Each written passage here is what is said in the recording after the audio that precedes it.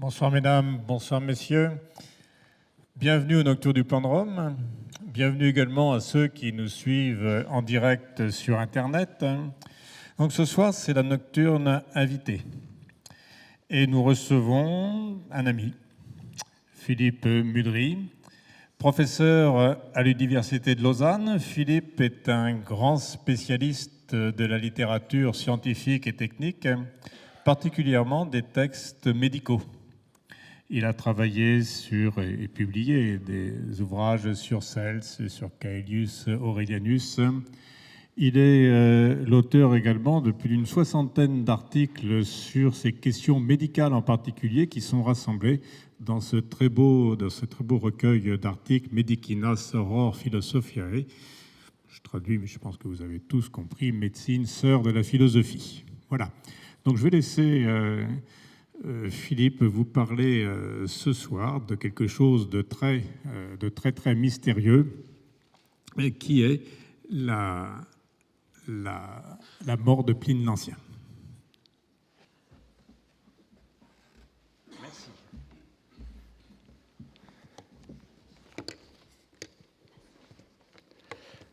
Merci à Philippe Fleury, à Sophie Madeleine et à toute l'équipe du Nocturne du Plan de Rome.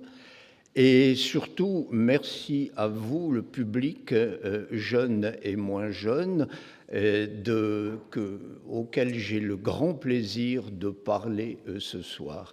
Et peut-être ce sera quelque peu différent des séances qui ont eu lieu jusqu'à maintenant, puisque ce soir, ce n'est pas tellement de ruines archéologiques dont je voudrais vous parler, mais c'est d'un roman policier.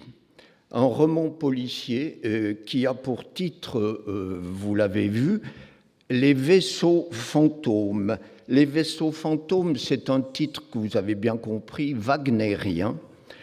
Cendres et mystères, on voit tout de suite la relation à Pompéi et la mort de Pline l'Ancien, lors de l'éruption du Vésuve je vais parler français, en 79, parce que dans mes lointaines contrées, on aurait dit 79. Alors, le seul témoignage détaillé que nous ayons de l'expédition de secours de Pline l'Ancien lors de l'éruption du Vésuve en 79 après Jésus-Christ et de sa mort sur le rivage de Stabie, eh bien, ce seul témoignage, c'est le récit qu'en fait son neveu, Pline le Jeune. Et ce récit constitue le sujet de la fameuse lettre que Pline le Jeune, donc le neveu, écrit 30 ans après la catastrophe et qu'il adresse à l'historien Tacite. Et Pline le Jeune dit vouloir donner de l'affaire un récit plus conforme à la réalité, en latin verius, plus vrai, plus juste, plus réel, plus authentique, ce qui laisse entendre que peut-être l'affaire avait donné lieu à des bavardages, à des bruits peut-être malveillants qui ont dû circuler pendant les 30 ans qui ont suivi la catastrophe du Vésuve. L'oncle de Pline le Jeune, donc Pline l'Ancien, l'auteur, comme vous le savez, de cette monumentale encyclopédie universelle appelée Histoire naturelle, qu'on a conservée heureusement, il résidait alors à Misène, sur le golfe de Naples, en tant qu'amiral, praefectus en latin, de la flotte militaire romaine qui y était basée. Ce jour-là, le 9e avant les calendes de septembre, selon le calendrier romain, le 24 août dans notre calendrier, vers la 7e heure, pour nous vers 13 heures, donc en tout début d'après-midi, Pline l'Ancien faisait à son habitude une sieste studieuse. C'était un savant, un intellectuel qui, bien qu'il ait passé une partie de sa vie dans l'armée romaine sur les frontières du Rhin, n'avait pas d'autre bonheur dans la vie que de lire et écrire. Il faisait donc sa sieste le 24 août 79, 1h de l'après-midi, au cap Misène, que vous avez sur la carte. C'est alors qu'on lui annonce qu'un nuage extraordinaire, et autant par son aspect que par sa grandeur, que ce nuage est apparu de l'autre côté de la baie. Vous le voyez. Poussé par sa curiosité de naturaliste, Pline abandonne sa sieste, chausse ses sandales, ce qui a une importance, vous verrez, et grimpe sur une hauteur pour mieux observer le phénomène. De plus en plus intrigué, il décide de faire la traversée pour aller voir les choses de plus près. Il offre à son neveu, qui avait alors 17 ans, de l'accompagner. Invitation déclinée par le neveu. Le jeune homme, écoutez bien, le jeune homme préférant continuer son travail de rédaction sur un sujet que lui avait donné son oncle, soucieux, semble-t-il, de l'éducation de son neveu. À ce propos, je ne résiste pas au plaisir de vous citer la réaction d'un historien américain, dont je tairai le nom par pudeur, qui ironise sur ce refus d'accompagner son oncle. Comment ricane le savant américain? Comment peut-on préférer a Latin composition, une rédaction en latin, au spectacle d'un volcan en éruption? Cela, dit toujours le même savant, cela dépasse l'entendement. Strange our belief. Le jeune homme, persifle encore l'Américain, aurait quand même pu trouver une autre excuse. Cela amène au moins 2 remarques de ma part. L'historien en question doit avoir gardé un bien mauvais souvenir de ses leçons de latin, à supposer bien sûr qu'il n'en ait jamais bénéficié. Deuxième remarque, il commet l'erreur grave pour un historien de considérer qu'à ce moment, l'oncle et le neveu savent qu'il s'agit d'une éruption volcanique, ce que dément le récit de Pline, qui précise qu'on ne pouvait savoir de loin de quelle montagne sortait le nuage. On ne sut qu'ensuite, dit Pline, qu'il s'agissait du Vésuve. Ce passage a dû échapper aux savants américains. Mais revenons au déroulement des événements. L'amiral, donc Pline l'Ancien, est sur le point d'embarquer sur la Liburne, un vaisseau rapide et léger qu'il avait ordonné de préparer pour prendre la mer. À ce moment, on lui apporte un billet d'une certaine Rectina, dont la villa était située sous les pentes du Vésuve, en latin sub iacebat. Ce billet, c'est un appel au secours. Il n'y a plus de fuite possible, dit Rectina, sinon par la mer. Et elle demande à Pline l'Ancien, l'amiral en chef de la flotte, de venir la chercher. L'amiral, conscient désormais qu'un désastre dont il ignore encore la nature est en cours, décide de dépêcher sur les lieux une flotte de quadrirèmes.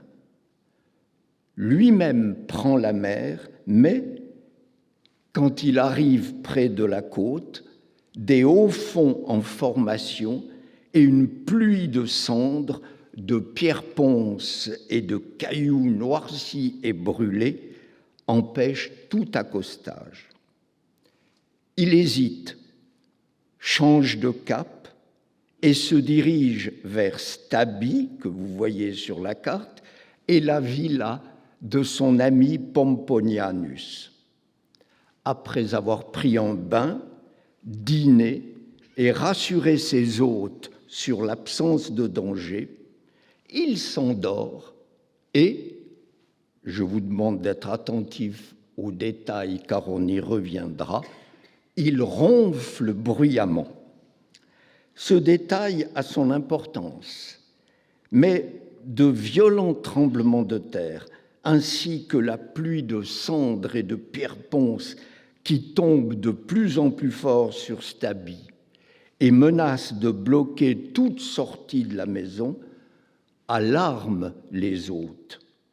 On réveille Pline. On tient conseil. Et tout le monde décide de gagner le rivage en mettant un coussin sur la tête pour se protéger de la pluie de débris volcaniques et en espérant fuir par la mer. Mais le vent contraire les empêche. Pline, l'amiral en chef, s'allonge sur la plage, demande de l'eau fraîche, ce qui, dans ces circonstances, ne devait pas être très facile à trouver. Il s'endort, encore une fois, et alors que l'odeur de soufre se fait de plus en plus forte et met tout le monde en fuite, il se réveille, il se lève soutenu par 2 esclaves et il retombe mort. C'est le récit de Pline le Jeune. On retrouva son cadavre après 2 jours, lorsque l'obscurité de l'éruption se fut dissipée. C'est toujours le récit de Pline le Jeune. Et Pline le Jeune prend soin de préciser, le détail a aussi son importance, vous le verrez, que le corps et les vêtements sont intacts et l'apparence est celle d'un homme endormi plutôt que d'un mort. Ce récit que je vous ai résumé brièvement soulève une série d'interrogations, notamment sur les points suivants pour lesquels je vous proposerai, ou je me permettrai de vous proposer, quelques interprétations que je crois nouvelles. Première question, elle portera sur les quadrirèmes que j'appelle, et vous comprendrez pourquoi, les vaisseaux fantômes. La deuxième question porte sur la mort de Pline et cette étrange découverte de son corps. Troisième question, si j'en ai le temps, c'est l'énigme que j'appellerai, oui, ça pourrait être le titre aussi d'un roman policier, l'énigme Rectina. Commençons, chers amis, par les vaisseaux fantômes et regardons le déroulement chronologique du départ de Misène. Pline le Jeune, il faut le noter, en a été le témoin direct, contrairement à la suite des événements qu'il n'a pu connaître que par les témoignages d'autres personnes.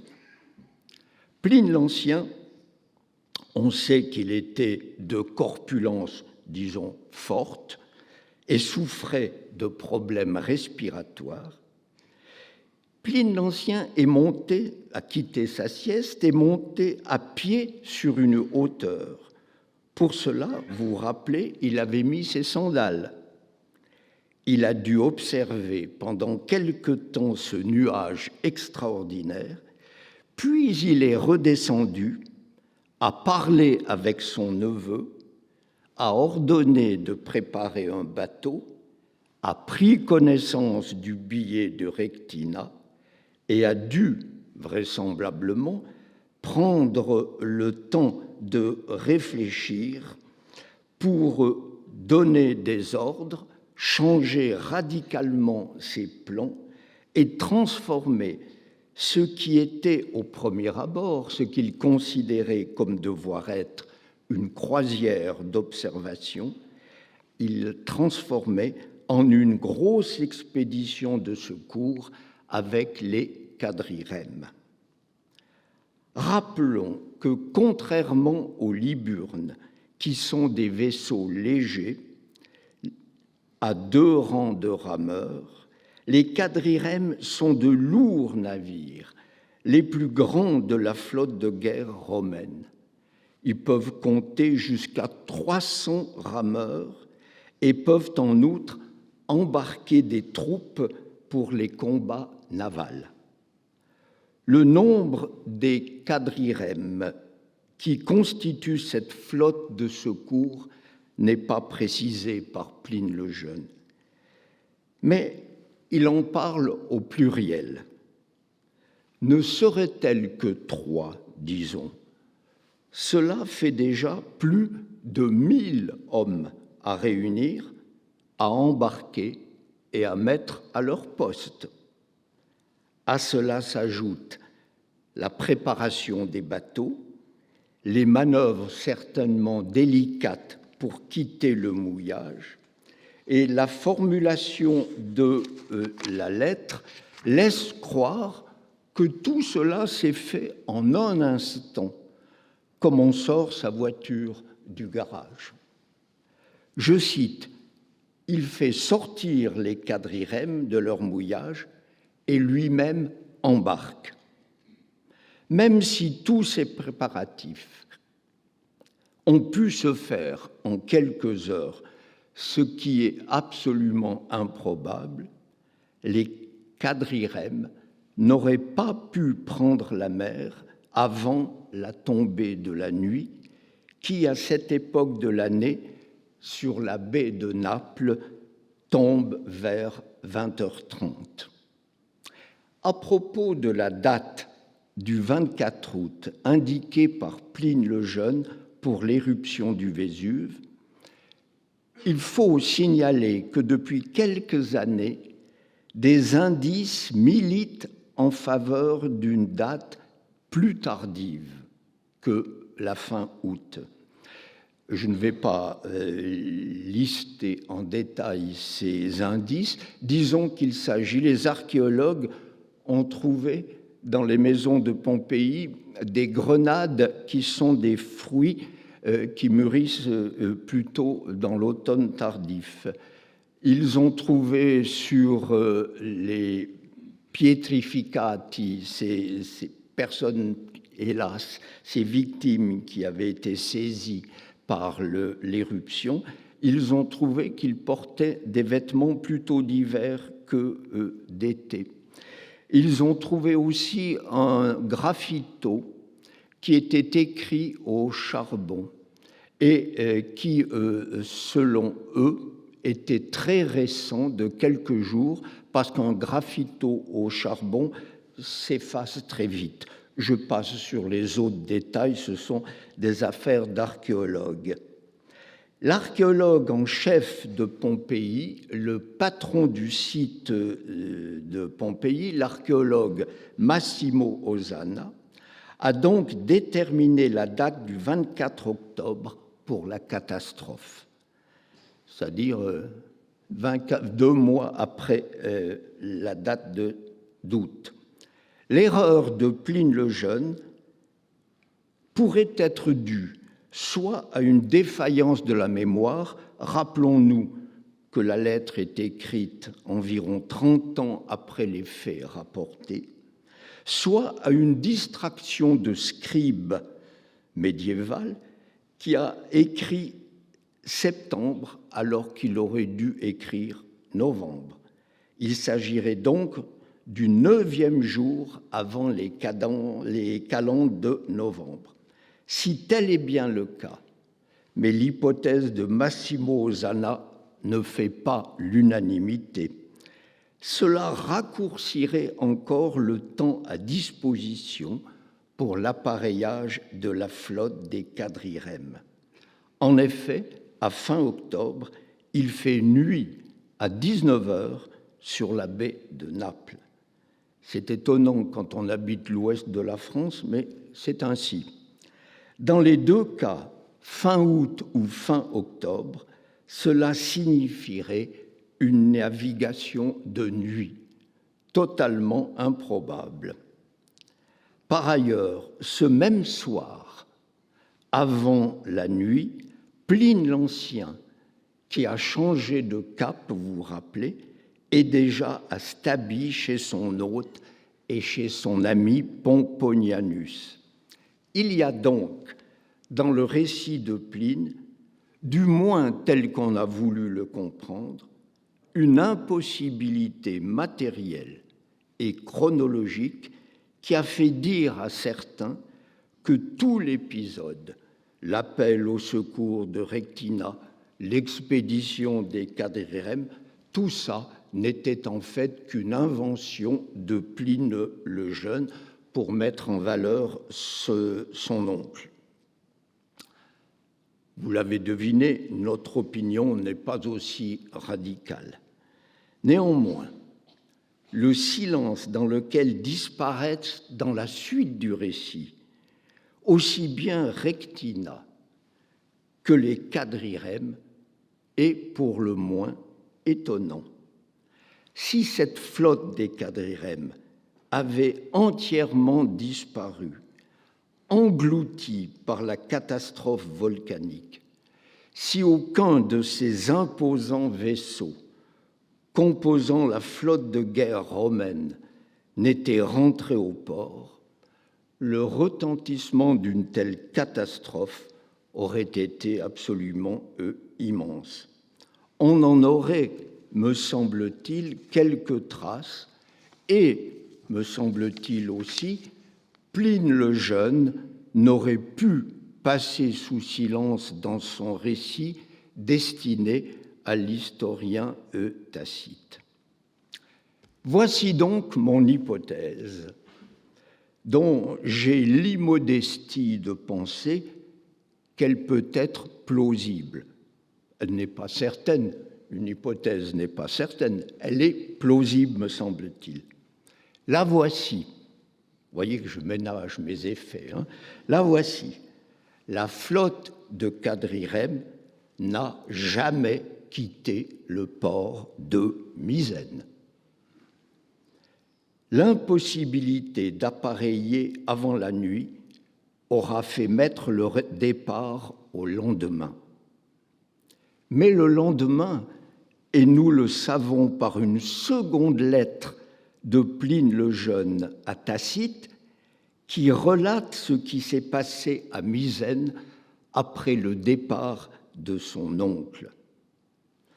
La situation était devenue dramatique à Misène, au point de mettre les habitants en fuite. C'est une lettre extrêmement impressionnante de Pline le Jeune qui raconte cette fuite des habitants de Misène devant le désastre qui est en train de se faire. De forts tremblements de terre. La mer se retire et laisse la plage à découvert. Et de l'autre côté de la baie, là où devait se diriger la flotte, ce ne sont que des nuées noires parcourues de traînées de feu. Impossible, dans ces conditions, me semble-t-il, qu'une flotte ait pu prendre la mer. Quant à Rectina, mais nous reviendrons sur cet autre mystère, elle qui disait n'avoir d'autre possibilité de fuite que par la mer et qui suppliait l'amiral de venir la chercher, elle figure peut-être parmi les nombreux corps retrouvés récemment sur le rivage d'Herculanum. Récemment, c'est-à-dire il y a une cinquantaine d'années, et là où ils attendaient un hypothétique bateau de secours, et peut-être attendaient-ils les quadrirèmes de Pline. Pline l'Ancien, lui, il s'est réellement embarqué, mais pas sur les quadrirèmes, sur la Liburne qu'il avait demandé de préparer, et non pas donc, comme je l'ai dit, contrairement à ce que l'on a cru généralement, il ne s'est pas embarqué sur une de ces quadrirèmes. Dans sa concision, la formule de Pline ne précise pas sur quel vaisseau il embarque. Il fait sortir les quadrirèmes, il embarque lui-même. En latin, ascendit ipse, c'est tout. Il cingle d'abord en direction du nuage, puis, changeant de cap pour les raisons que nous avons évoquées, il se dirige vers Stabie. Toute cette traversée représente une navigation de plusieurs dizaines de kilomètres, peut-être une quarantaine.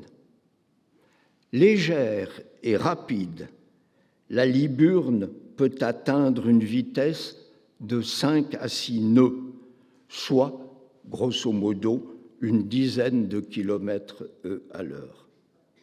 En l'occurrence, peut-être même davantage, vu que le vent était favorable. Le montagnard suisse que vous avez devant vous doit ses précisions marines au professeur Pietro Ianni de l'université de Macerata, lui-même résident de Pesaro sur l'Adriatique. C'est un spécialiste des questions de navigation dans l'Antiquité et lui-même un navigateur passionné. Il était donc tout à fait possible à la Liburne de Pline d'arriver à Stabie avant la tombée de la nuit. Il n'y a aucune raison, me semble-t-il, de mettre en doute l'arrivée de Pline ce jour-là chez son ami Pomponianus. À propos des quadrirèmes et de la Liburne, si l'on doit faire une comparaison avec ce qui est aujourd'hui, c'est comme si on comparait naviguer sur une frégate ou naviguer sur un porte-avions. La différence est à peu près celle-là. Les quadrirèmes sont vraiment des navires extrêmement impressionnants, des navires puissants, et la Liburne, elle tire son nom des pirates liburniens qui habitaient la Dalmatie et qui se livraient à leur piratage avec des Liburne, précisément, des bateaux rapides de cet ordre-là. Mais, chers amis, l'honnêteté intellectuelle me demande de signaler quelque chose, et ça me gêne, c'est vrai, qui ne semble pas concorder avec mon hypothèse. La pluie de cendres, de pierres ponces et de cailloux noircis et brûlés qui a poussé Pline à changer de cap s'abattait, selon le récit du neveu, sur, je cite, navibus, sur les navires. Pourquoi ce pluriel si la Liburne naviguait en solitaire, les quadrirèmes ou les quadrirèmes selon l'autre prononciation étant restés au port? La réponse la plus facile, mais c'est bien sûr, vous l'avez compris, une sorte de défaite de la pensée, la réponse la plus facile consiste à incriminer une distraction de l'auteur qui a mis au pluriel au lieu de mettre au singulier. Franchement, ça n'est pas très convaincant. Mon explication est différente. ces bateaux, navibus au pluriel, ne sont pas les quadrirèmes, mais ce sont les embarcations dont Pline le Jeune dit qu'elles naviguaient en sens inverse de la route suivie par son oncle, lequel, je cite, « se dirige tout droit là d'où les autres fuient ». À l'appui de mon interprétation, je me réfère à l'épisode de la divergence entre le pilote de la Liburne, disons le commandant de bord, et Pline l'Ancien. En d'autres termes, entre le marin professionnel et le passager. Ce dernier fut-il le commandant en chef de la base de Misène, ce qui n'implique pas nécessairement des compétences affirmées en matière de navigation. Pline, je donne le détail, Pline l'Ancien, a passé une partie de sa carrière sur la frontière du Rhin et du Danube dans l'armée romaine, mais ça n'est probablement pas là qu'il a pu acquérir de grandes compétences en matière de navigation, sinon sur le lac de Constance. Mais l'important sur le bateau, c'est le commandant de bord que les latins appellent le pilote, kubernetes en grec. Le pilote conseille la prudence et dit nettement à Pline de faire demi-tour, de rentrer à Misène. Pline, lui, est d'avis qu'il faut changer de cap et se diriger vers Stabie, que vous voyez sur la carte. C'est l'avis du patron, de l'amiral, qui l'emporte, et le pilote a dû s'y plier, certainement à contre-cœur, car conscient du danger. Et le pilote avait raison, puisque Pline n'est jamais revenu de cette expédition. Et ce petit détail me fait penser au montagnard que je suis, de ce que doivent souvent affronter les guides en montagne avec leurs clients. Le client a payé, parfois cher, pour faire l'ascension. À un moment donné, les conditions interdisent de continuer la course. Le guide décide de rentrer. Le client qui a payé insiste. Il non, pas du tout, la cour, on doit aller au bout, j'ai payé pour aller au sommet, etc. C'est exactement la situation de Pline. Simplement, Pline, c'est le patron, c'est lui qui décide. En l'occurrence, c'est le guide qui doit décider. Et parfois, si le guide se laisse aller à suivre l'avis du client, il peut le regretter ou même il n'a plus l'occasion ensuite de le regretter. Il paraît évident pour moi, pour revenir à notre question, que seule la Liburne est en cause dans l'alternative entre continuer ou faire demi-tour. Il n'est absolument pas question des quadrirèmes. Elles n'existent pas.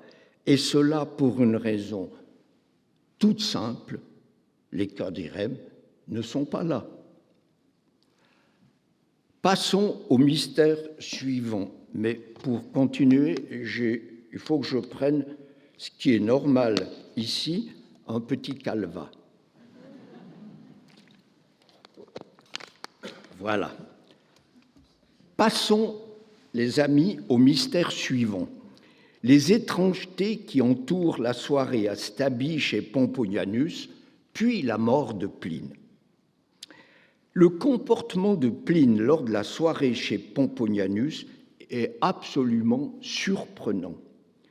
Il rassure longuement Pomponianus, qui avait déjà embarqué ses bagages sur des bateaux pour s'enfuir quand le vent le permettrait, quand le vent deviendrait favorable. Il explique, donc Pline l'amiral, Pline l'Ancien, il explique que les colonnes de feu qu'on voit sur le Vésuve, ça n'est rien, ce que des foyers laissés par des paysans dans leur fuite, enfin bref, ne vous inquiétez pas. Il prend un bain tranquillement, Puis il se met à table et dîne avec gaieté, hilaris en latin. Enfin, il se retire dans sa chambre et il s'endort. Ce comportement a donné lieu à diverses interprétations. Admiration devant la force d'âme d'un héros insensible au danger ou faisant semblant de l'être pour rassurer son entourage. C'est l'opinion de Pline le Jeune du neveu et qui a généralement été admise dans la suite des siècles. Mais, et ces suppositions datent de ces dernières décennies, on a aussi évoqué de lourds problèmes de santé qui affectaient Pline ce jour-là. Plus que sa bonne humeur réelle ou feinte, c'est le sommeil profond de Pline. Verissimo somno, dit la lettre de Pline le Jeune, qui a fait naître des suspicions. Un sommeil que ne troublait ni la pluie de Pierre Ponce, la pilli en latin, qui s'abattait sur le toit de la maison, remplissait peu à peu la cour, ni les tremblements de terre qui étaient violents, ni l'agitation des gens dans la maison, leurs allées et venues inquiètes et impatientes devant la porte de celui qui s'obstinait à dormir et ses bruyants ronflements. Mais enfin, qu'est-ce qu'il fait, cet amiral? On est dans une situation impossible et lui dort et ronfle. Ces suspicions sont renforcées par le fait qu'une fois sur le rivage, après avoir quitté la maison avec les coussins sur la tête, vous vous rappelez, Pline s'endort à nouveau, comme s'il était indifférent à la situation dramatique et angoissante qui est celle du moment. Parmi les diagnostics rétrospectifs qui ont été formulés, je signale les suivants. Soit il s'agit d'une manifestation particulièrement forte de ces accès de somnolence dont Pline, déjà affaibli par son obésité et ses problèmes respiratoires, dont Pline était coutumier, parfois même au milieu de ses travaux intellectuels. Il avait la tête qui tombait sur son bureau. On le sait par une autre lettre de son neveu. L'hypothèse a été formulée par un collègue, le professeur Paul Martin, de l'Université de Montpellier. Soit, autre supposition, il s'agit d'un malaise cardiaque dont les premiers symptômes se seraient déjà déclarés durant la traversée et seraient la vraie raison pour laquelle Pline a renoncé à sa mission de secours pour gagner Stabie et la demeure de Pomponianus. Raison évidemment que Pline le Jeune ne pouvait pas envisager. Le retour à Misène, où il aurait pu bénéficier des soins des médecins attachés à la flotte, aurait été beaucoup plus long et difficile à cause du vent défavorable. Durant la soirée à Stabie et la nuit, ce mal aurait empiré, quoique Pline ait tenté de le dissimuler sous les apparences d'une fausse bonhomie. Les bruyants ronflements étaient dus en réalité à une dyspnée pathologique liée au problème cardiaque. C'est ce mal qui, plus tard, sur le rivage, aurait emporté Pline.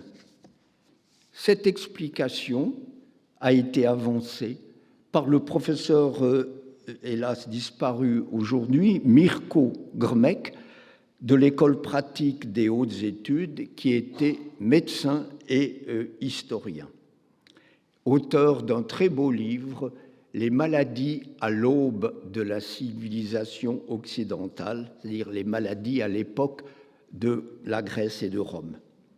Relevons pour notre part que dans ce cas, et j'en ai parlé souvent avec le professeur Grmek, On comprend mal comment Pline, vu le délabrement physique qui était le sien, aurait encore pu se déplacer à pied sous l'averse de Pierre Ponce jusque sur le rivage. Soit enfin, et la supposition est plus, disons, hardie, audacieuse, Pline souffrait d'une encéphalite chronique qui se serait brutalement aggravée sous l'effet du stress intense pour se développer en une forme léthargique. Cette affection, et c'est ce qui est important, aurait fait perdre à Pline toute perception de la réalité. Elle expliquerait son inconscience du cataclysme en cours, elle expliquerait ses explications pour le moins fantaisistes sur les colonnes de feu qui parcouraient le Vésuve et bien sûr son sommeil profond. Cette hypothèse a été avancée par le professeur qui s'appelle lui aussi homonyme, René Martin, de la Sorbonne Nouvelle, qui s'appuie sur un diagnostic rétrospectif du professeur Alperne, qui était professeur à la faculté de médecine de Paris. À toutes ces hypothèses, permettez-moi d'en ajouter une autre, qui est fondée, celle-ci, sur mon expérience personnelle. Les difficultés respiratoires de Pline pouvaient être dues à un asthme chronique, si l'on en juge par la remarque de son neveu, qui signale chez son oncle, je cite, « une respiration d'ordinaire difficile ». À ce propos, un détail significatif semble ne jamais avoir retenu l'attention, à savoir la forte odeur de soufre qui envahit la plage, tire Pline de son sommeil et met tout le monde en fuite, à part les deux esclaves qui soutiennent Pline avant qu'il s'effondre. Je sais, pour en avoir souffert personnellement, que respirer des émanations sulfureuses provoque chez un asthmatique une détresse respiratoire aiguë. Selon la Ligue pulmonaire suisse que j'ai consultée, le dioxyde de soufre ou anhydride sulfureux produit une irritation sévère de la muqueuse du tractus respiratoire avec lésions cellulaires et œdème laryngo-trachéal. C'est le langage technique des médecins, mais cela correspond exactement à la description de la mort de Pline attribuée dans le récit de Pline le Jeune à une obstruction de la gorge, même si Pline le Jeune en attribue la cause à l'ingestion de cendres. Les gaz sulfureux envahissant la plage de Stabi devaient être assez violents pour provoquer la panique et la fuite des personnes présentes. Pline, quant à lui, physiquement déjà éprouvé, n'a pas résisté, l'asphyxie se doublant vraisemblablement d'une crise cardiaque, car toujours selon la Ligue pulmonaire suisse, le dioxyde de soufre accentue les troubles cardiaques, particulièrement chez les asthmatiques. Tout asthmatique, disent les médecins, est un cardiaque en puissance.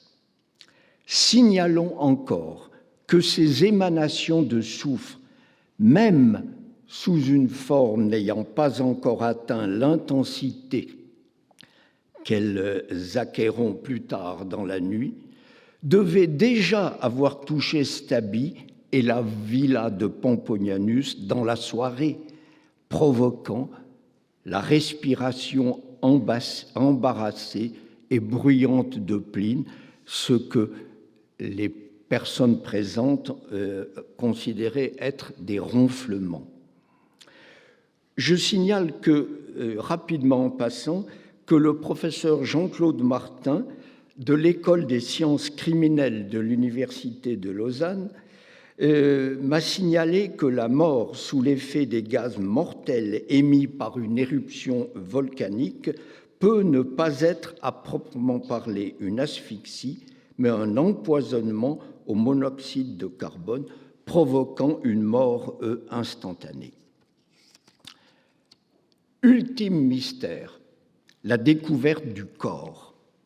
Le surlendemain, quand l'obscurité due à l'éruption se fut dissipée et que la lumière du jour fut revenue, selon le récit de Pline le Jeune, on découvrit le corps de l'amiral intact, sans trace de blessure, les vêtements dans l'état où il les avait endossés, l'air paisible de quelqu'un qui dort. Passons sur cette insistance à souligner l'intégrité physique et vestimentaire du corps de Pline. Elle répond vraisemblablement au souci de montrer qu'il n'y avait eu ni pillage ni détroussement de cadavres. On sait que ça a été le cas à Pompéi après l'éruption, ni suicide par la main d'un esclave à qui il aurait demandé de hâter sa mort.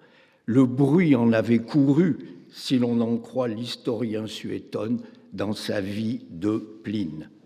L'amiral de la flotte romaine échappait ainsi aux soupçons déshonorants du sacrilège ignominieux qu'aurait constitué la profanation de son cadavre. On peut s'étonner que cette découverte du corps de Pline, que je dirais un corps en gloire, comme un saint, n'ait pas suscité plus de surprise ni de scepticisme. On l'a pris comme une chose normale, acquise, naturelle.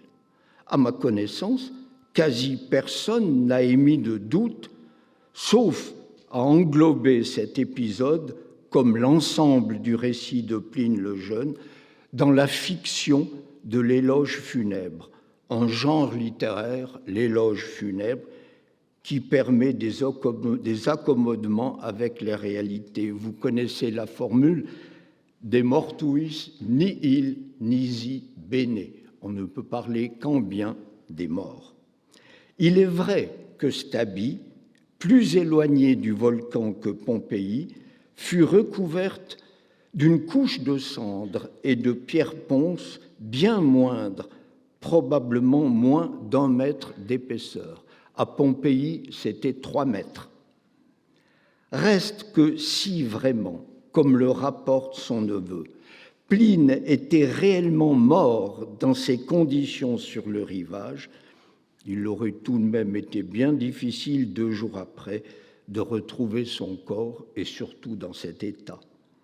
Cet épisode final en forme d'apothéose pourrait être ainsi la pose de la dernière pierre dans la construction d'une figure héroïque, celle qui a passé à la postérité. Cette éventualité ne peut être totalement écartée, mais j'ose une hypothèse dont vous me direz que chez moi, elle vire à l'obsession. Et si, comme pour les vaisseaux fantômes, ces quadrirèmes qui n'ont jamais quitté le port, et si Pline, cette nuit-là, n'avait en réalité jamais quitté la maison de Pomponianus, et s'il était mort dans son lit, ce serait évidemment une fin moins glorieuse qu'une mort affrontée debout comme les héros épiques d'Homère et de Virgile qui meurent toujours debout, jamais couchés. Rappelons-nous que Pline, dit Pline le Jeune, son neveu, il s'est levé pour mourir face aux éléments déchaînés. Or, la nuée de gaz mortel a forcément atteint la maison dans laquelle Pline suffoquait déjà depuis plusieurs heures. Pomponianus et ses gens sont-ils partis avant ou après la mort de Pline? Probablement avant. C'est que Pline n'était plus en état d'affronter une marche au milieu de ce cataclysme, jusque sur le rivage qui devait être assez éloigné. Les villas retrouvées à Stabi se situent en effet sur les hauteurs. La sage décision, devant l'aggravation dramatique de la situation, était donc de laisser Pline à l'abri dans la maison, sous la garde de quelques esclaves, pendant qu'on allait voir si les bateaux qu'on avait déjà préparés et chargés pouvaient prendre la mer. Le terme d'abandon, dont les critiques modernes qualifient souvent l'attitude de son entourage, nous paraît donc injuste. Pline, je ne crois pas qu'il ait été abandonné. Ce serait d'abord inconcevable s'agissant de l'amiral de la flotte et s'agissant des devoirs d'hospitalité de Pomponianus. Vous imaginez, tout le monde s'en va et on laisse l'amiral là mourir tout seul dans son coin. Son neveu ne s'est d'ailleurs pas trompé en se gardant à cet égard d'adresser des reproches à qui que ce soit. On peut imaginer par ailleurs qu'il ait été prévu de revenir chercher Pline pour l'amener au bateau et prendre la mer, si les conditions le permettaient. La nuée de gaz mortel s'abattant sur Stabi en a décidé autrement. Argument supplémentaire que j'ai de nouveau l'immodestie de vous proposer. Mon hypothèse s'accorde avec la découverte du corps en l'état où le relate le récit de Pline le Jeune. On sait qu'à Pompéi, certaines maisons n'ont pas été complètement ensevelies et que des habitants ont pu revenir sur place pour emporter quelques biens en pratiquant des ouvertures dans les murs. Cela a dû être plus facile et probablement plus fréquent à Stabi, qui a été recouverte d'une couche bien moins épaisse de projections volcaniques. Il n'est donc pas impossible qu'on ait pu retrouver dans la maison de Pomponianus le corps de Pline tel que la mort l'avait saisi, sinon exactement tel que le relate son neveu. Je termine rapidement avec l'énigme de Rectina, avec la suite du roman policier. Nous ne saurons jamais qui était cette Rectina qui appelle Pline à son secours. Seule certitude, pour pouvoir ainsi accéder directement à l'amiral de la flotte romaine, elle devait appartenir certainement à cette haute société dont les villas somptueuses constellaient la côte entre Naples et Stabi. La Villa Popea, retrouvée et dégagée il y a quelques dizaines d'années à Oplontis, l'actuelle Torre Annunziata, nous permet d'imaginer quel pouvait être le degré de luxe de certaines de ces villas. Certainement que plusieurs d'entre vous ont déjà visité cette Villa Popea à Torre Annunziata, et si jamais vous ne l'avez pas fait et si vous allez à Naples, ne manquez pas, c'est une des visites les plus impressionnantes qu'on puisse faire. Alors une question a toujours suscité l'étonnement et même l'incompréhension. Pourquoi Rectina n'a-t-elle pas fui en même temps et par le même moyen que le messager qu'elle a dépêché à Misène? Elle aurait pu prendre le même bateau s'il est allé en bateau. Une hypothèse émise il y a quelques années par le professeur Paul Martin, que j'ai cité tout à l'heure, propose une réponse. Le messager a dû partir avant l'éruption qui s'est produite vraisemblablement en milieu de matinée. Il est parti avant l'éruption pour pouvoir atteindre Misène vers la 7e heure, c'est-à-dire en tout début d'après-midi. Ce ne serait donc pas l'éruption qui a motivé l'appel au secours de Rectina. Mais comme nous le savons par l'historien Dion Cassius, les violents séismes qui ont précédé l'éruption et rendant les routes difficilement praticables ont contraint les gens à tenter de fuir par la mer. Ce sont ces mêmes séismes qui, à Stabi, ont dû pousser Pomponianus à embarquer ses bagages à bord de bateaux dans l'attente de conditions favorables pour s'échapper, car la mer était mauvaise et le vent défavorable. Telle devait être la situation de Rectina. Décidé à fuir avec famille et bagages, mais qui, contrairement à Pomponianus, n'avait manifestement pas de bateau à disposition. Car pour cela, il fallait des bateaux plus grands que l'embarcation probablement légère avec laquelle le messager avait gagné Misène. Conclusion. L'auteur de la lettre met en avant deux garanties de la véracité de son récit. Ou bien il a assisté personnellement aux faits qu'il relate, ou bien on les lui a rapportés immédiatement après les événements, quand la mémoire est encore vive et précise.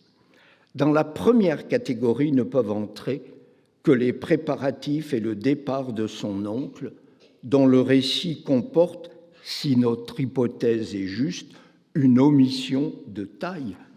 Pourquoi ne signale-t-il pas que les quadrirèmes ne sont pas partis? Je ne crois pas à une dissimulation délibérée de sa part. Pourquoi? Quel en aurait été le but? Il s'agit plutôt, à mon avis, d'un choix de Pline le Jeune de braquer le projecteur sur la seule personne de son oncle, laissant ainsi de côté ce qui lui paraissait accessoire par rapport à ce que lui demandait Tacite. Et qu'est-ce que Tacite lui demandait? Les circonstances de la mort de son oncle. Preuve en est qu'autant la première partie de la lettre est avare en informations, autant la seconde, la soirée à Stabi, la mort de Pline sur la plage, est riche, presque trop, en détails qu'il n'a pu apprendre que par des témoins. Les témoins, qui sont-ils?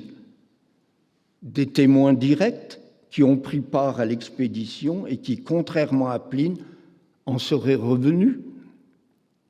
Des témoins comme Pomponianus, son hôte de Stabi, qui aurait réussi à fuir, des proches de ce dernier, des esclaves présents lors de la mort de leur maître.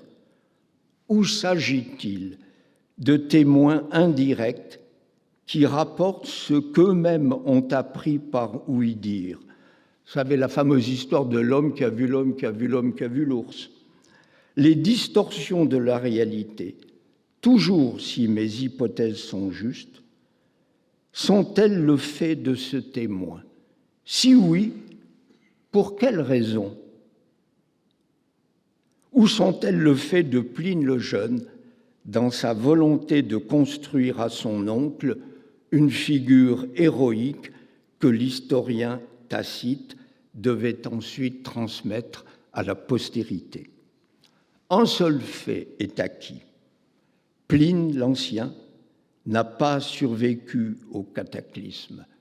Il n'est jamais revenu, sinon sous forme de cadavre, et la lettre de son neveu a consacré pour l'histoire sa figure de héros humanitaire et de proto-martyr de la science expérimentale.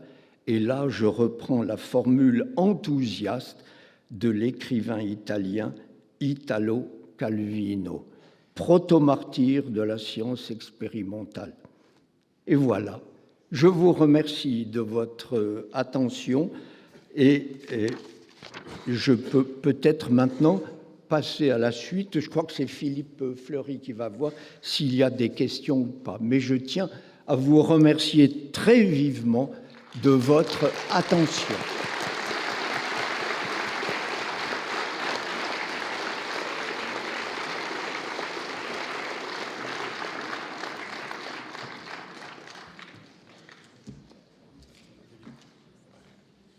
Merci Philippe pour cette passionnante conférence qui montre combien l'alliance d'une parfaite maîtrise de la littérature latine, langue littérature latine, alliée donc à une connaissance des textes scientifiques et techniques, la médecine en particulier, comment tout cela peut être fécond pour proposer de nouvelles hypothèses. Voilà, je vais laisser maintenant la salle poser ses questions. Le temps que les premières questions viennent, je vous rappelle que la prochaine nocturne, la dernière de la saison, aura lieu début avril. Alors, je ne sais plus quand exactement, enfin, je crois que c'est le premier ou le deuxième mercredi d'avril, et elle portera sur la Domus Augustana, et une partie du palais impérial. Voilà, place aux questions. Et Philippe, je te relaisse la place près du micro.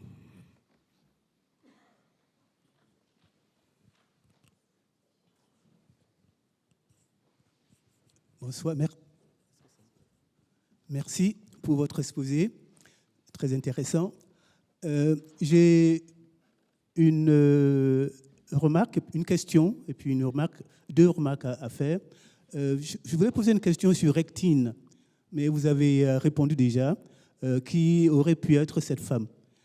Et pour qu'elle puisse demander des bateaux pour la secourir. Donc, éventuellement, est-ce que les spécialistes ont fait quand même des recherches pour savoir qui elle peut être? D'autre part, votre hypothèse qui dit, vous pensez que les quadrirèmes, c'est ça, n'ont pas existé. Bon, Pline le Jeune dit qu'au départ, son oncle voulait aller faire des recherches, enfin des observations scientifiques, donc sur la Liburne. Et c'est parce que Rectine lui a demandé de venir il a envoyé les quadrirèmes. Donc, si Rectine est un personnage très important de Rome et qu'elle demande à être secourue avec d'autres personnes, Pline le Jeune dit que d'autres personnes qui étaient en détresse allaient embarquer avec Rectine. Oui. Donc, pourquoi est-ce que les quadrirèmes ne pourraient pas partir? Dans votre hypothèse me semble un peu discutable. Sous cet angle, vu sous cet angle. D'autre part, j'aurais voulu savoir, oui, vous disiez que Pline l'Ancien n'a pas pu, a été peut-être abandonné. C'est ce que je crois avoir compris. Oui.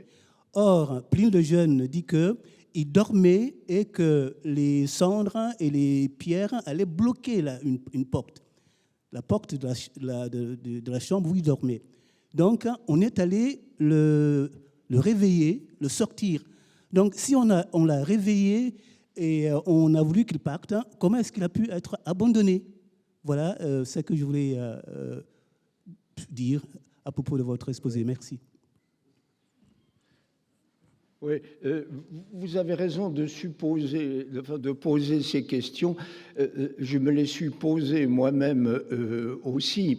Et je précise qu'il ne faut pas voir l'Antiquité comme on verrait aujourd'hui une enquête de journalistes avec des témoins qui sont nommés, avec une vérification des faits. Ce n'est pas le cas.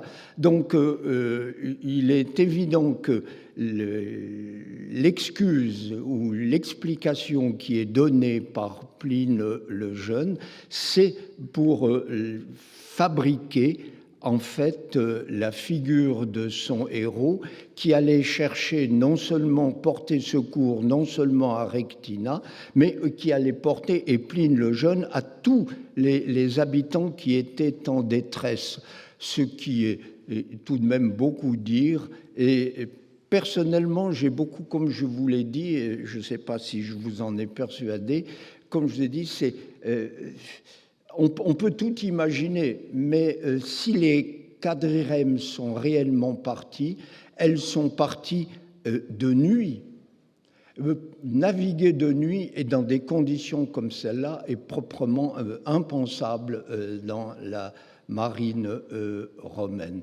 Donc, si elles sont parties le lendemain, elles ne pouvaient plus parce que la mer s'était retirée, les conditions étaient terribles et on ne pouvait partir à ce moment-là.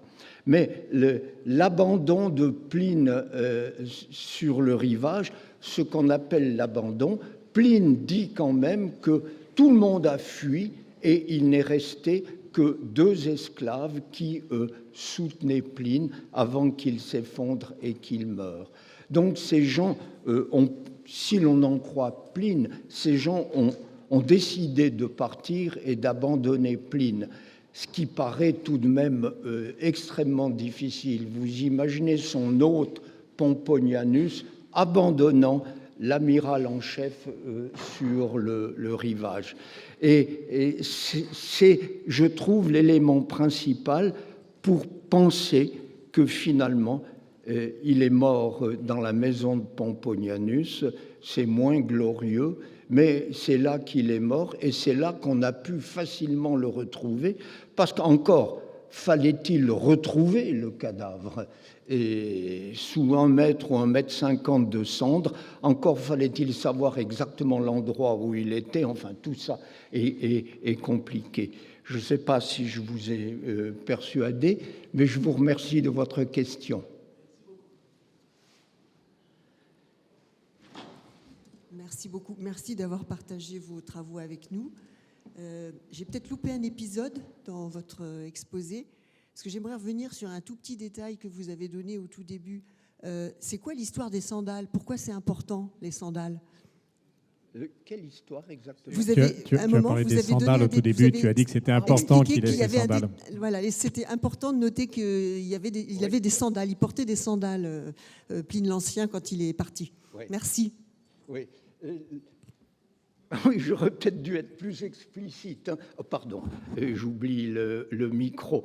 C'est que je voulais inciter sur le fait qu'on ne l'a pas porté en litière au sommet du Cap, mais il a mis ses sandales pour y aller lui-même à pied. C'est un homme qui était, disons, obèse, qui avait des difficultés respiratoires.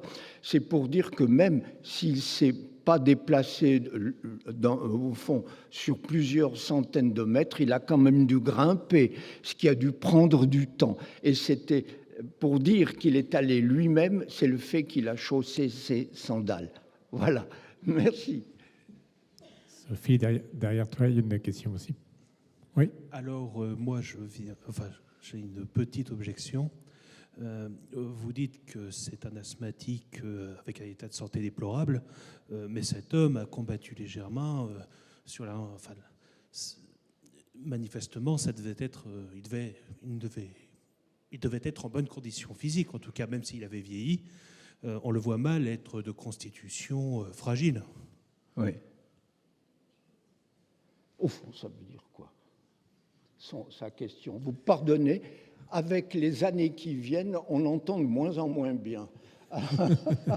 Donc non, Philippe va me dire. Voilà la question. Est-ce qu'un homme qui a été officier sur l'armée du Rhin, l'armée du Danube, ne devait quand même pas avoir une condition physique comme suffisamment solide?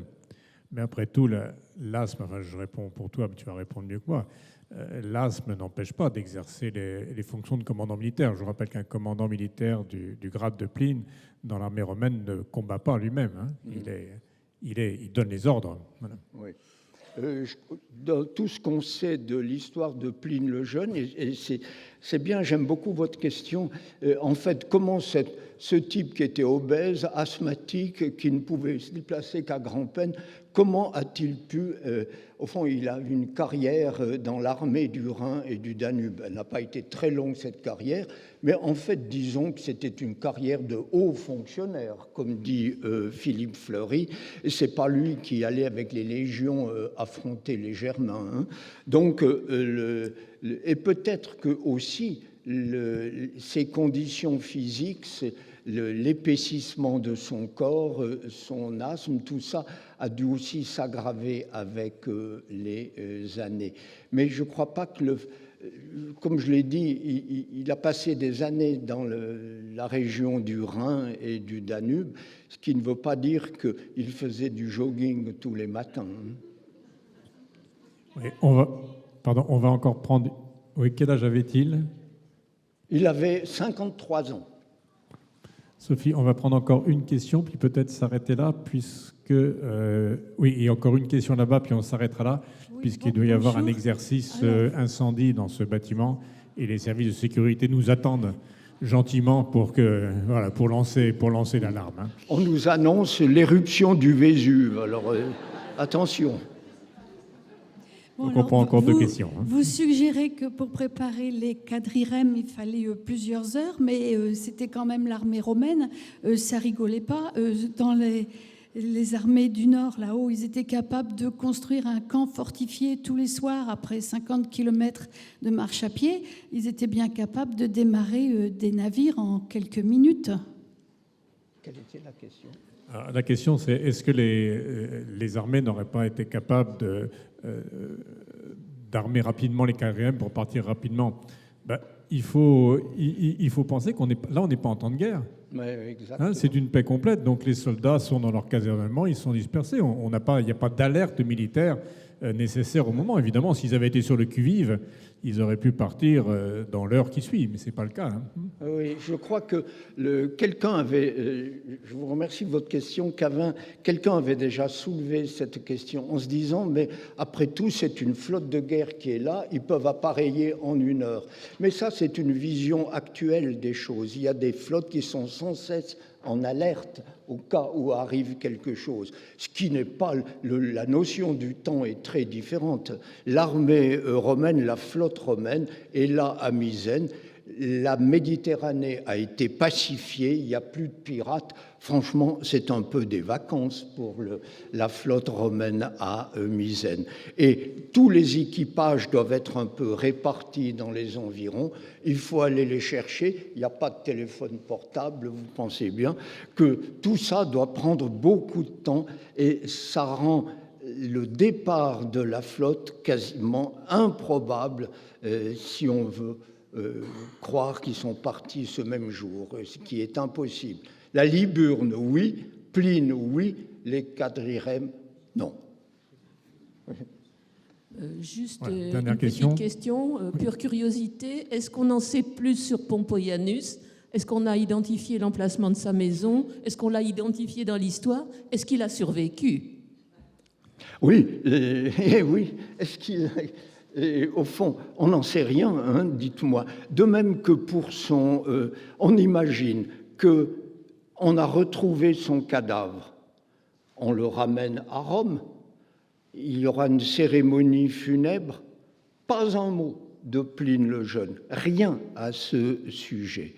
Alors, est-ce qu'il... Finalement, on peut poser la question... Est-ce que Pline a tout inventé? Ça paraît difficile de dire que raconter l'histoire de son oncle qui est mort en martyr lors de l'éruption du Vésuve, et l'oncle en fait se tournait les pouces à Misène et était un amiral comme ça un peu à la retraite déjà. Non, je crois vraiment qu'il est mort, mais c'est étonnant et je reviens sur, je crois vous avoir dit, on est loin d'un reportage actuel sur les circonstances d'un drame. On n'a pas les mêmes exigences. D'abord, les moyens ne sont pas les mêmes, mais on pourrait dire, mais enfin, qui sont ces témoins? Les questions que j'ai posées à la fin. Qui sont-ils puisqu'ils ont raconté? Rien. La question, Philippe, portait sur Pomponianus. Oui. Est-ce qu'il est connu par ailleurs? Oui. Non. Ou est-ce qu'on sait ce qu'il est devenu? Oui. Non, Pomponianus, comme ça fait partie, comme Rectina, des grands inconnus de l'histoire. C'était probablement quelqu'un d'extrêmement à l'aise, puisqu'il avait cette vie-là. Somptueuse certainement aussi, mais ce n'est pas quelqu'un qui est entré dans l'histoire de Rome, qui avait une fonction importante. C'était certainement, comme on dirait aujourd'hui, un bourgeois nanti qui avait sa maison et qui était ami de Pline l'Ancien. Voilà, merci Philippe encore. Merci beaucoup à vous. Si vous me permettez, je voudrais juste ajouter que je vous remercie. Je suis extrêmement heureux d'avoir eu un auditoire aussi sympathique, chaleureux, agréable et intéressé. Alors, merci, c'était un beau moment pour moi.